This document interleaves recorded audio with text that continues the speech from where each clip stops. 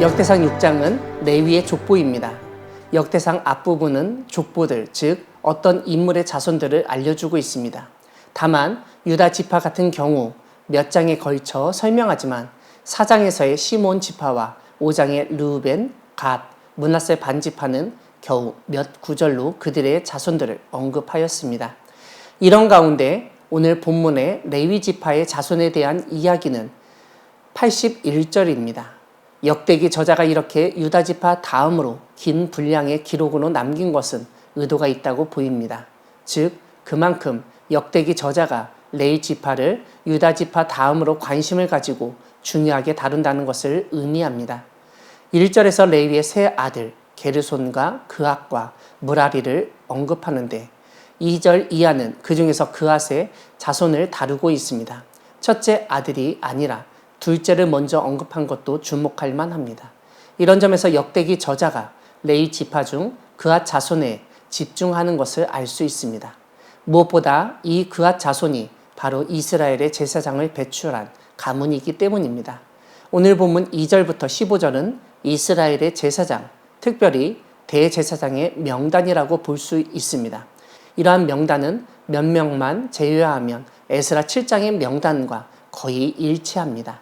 15절을 보면 이러한 대제사장 가문도 바벨론 왕 느부갓네살에 의해서 유다와 예루살렘 백성이 바벨론으로 옮겨질 때 레위 지파 그앗 자손으로 마지막 대제사장이었던 여호사닥도 바벨론으로 가게 되었다고 알려줍니다.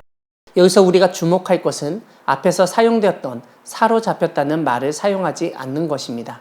그것도 여호와께서 옮기셨다고 표현하고 있는 것을 보아 자신들의 잘못이 아니라 하나님의 주권적인 섭리였다는 점을 강조하는 것으로 여겨집니다.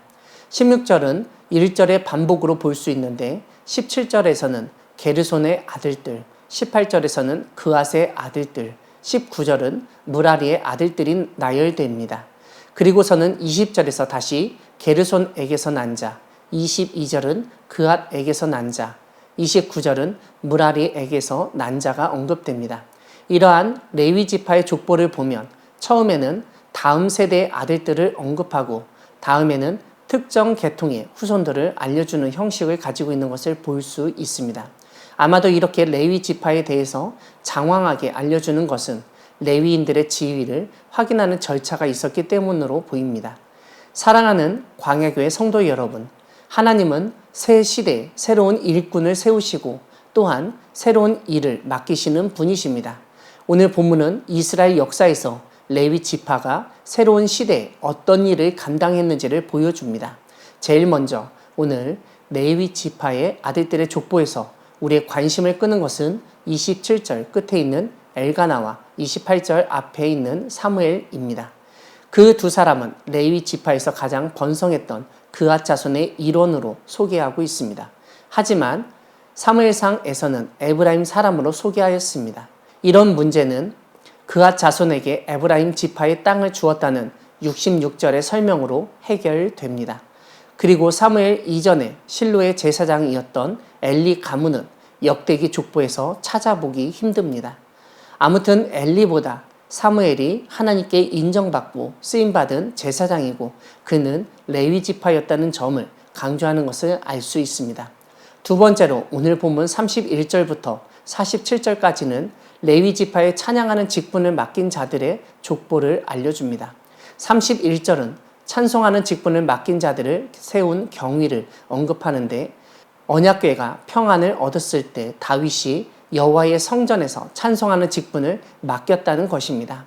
일단 여기서 우리는 다윗 시대에는 성전이 없었다는 점에서 이 설명이 쉽게 이해가지 않습니다. 오히려 32절이 알려주듯 솔로몬이 예루살렘에서 여호와의 성전을 세울 때까지 그들이 회막 앞에서 찬송하는 일을 행하였다는 것이 일리 있습니다. 하지만 성전 건축 전에 다윗 시대에 언약궤가 예루살렘으로 옮겨지고 그때 레위인들이 더 이상 언약궤를 매는 일을 할 필요가 없게 되자 새로운 일을 맡겼던 것으로 이해할 수도 있습니다. 이 찬송하는 직분을 맡긴 사람들을 보면 그앗의 자손 중에는 헤만이 있고 헤만의 형제 아삽은 헤만의 오른쪽에서 직무를 행하였다고 설명합니다. 그런데 그 뒤를 따라가면 헤만은 사실 게르손의 자손입니다. 44절을 보면 무라리의 자손 중 왼쪽에서 직무를 행하는 자는 에단이라고 알려줍니다. 그러므로 여기서 우리가 보면 다윗이 찬양하는 일을 맡긴 대표자인 헤만과 아삽과 에단이 레위의 세 아들 그앗과 게르손과 무라리의 자손인 것을 알 수 있습니다. 다만 헤만이 중심을 차지하고 아삽은 오른쪽에서 에단은 왼쪽에서 그 직무를 행하였던 것을 서열상의 위치로 보아야 하는지 기능적으로 위치시킨 것인지 확인할 수는 없습니다.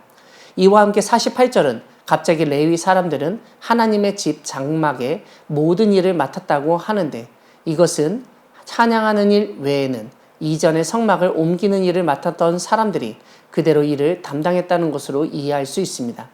우리가 주목할 점은 제사장 가문과 구분되어 레위 자손들이 다윗 시대로부터 찬송하는 자들로 특별히 임명을 받았고 그 직무를 감당했다는 사실입니다.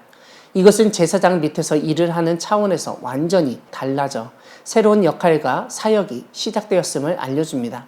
무엇보다 제사장과 레위인이 위계적으로 상하 관계가 아니라 동등하다는 점을 알려주기 위해서 역대기 저자는 제사장 가문 역시 레위 지파의 일원이었다는 점을 상기시켰다고 볼 수 있습니다. 오늘 레위의 족보를 통해서 우리는 하나님의 일을 하는 사람들이 서열을 정리하기보다는 직무적으로 나누어진다는 점을 주목해야 하겠습니다. 특별히 교회 내에서 목사, 장로, 권사, 집사의 직분을 서열로 따지려 하지 않아야 한다는 점을 깨닫게 됩니다. 주님이 맡겨주신 직분에 따라서 충성되이 직무를 감당하는 우리 모두가 되기를 소망합니다. 아멘.